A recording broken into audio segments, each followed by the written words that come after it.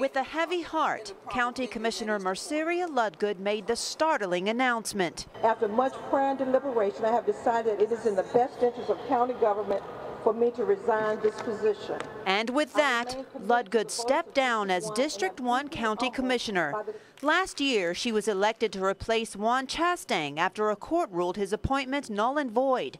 But the U.S. Supreme Court later overturned that ruling, leaving the District 1 seat up in the air. We stuck up as a county commission asking for our Attorney General's opinion to give us clarification on what is the status of the seat.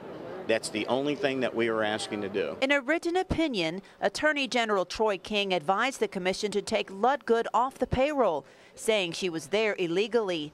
Although Ludgood could fight the recommendation, she has decided to back out quietly. I feel like for me right now, this is what I need to do. I need to just back out this equation so that county government can go on. We have too much to do. Still, Ludgood says she'll continue to work in her district. I'm going to be a citizen commissioner, if there's any such thing, basically doing what I've always done, but just without being paid. So for now, District 1 is without a commissioner, but that could soon change.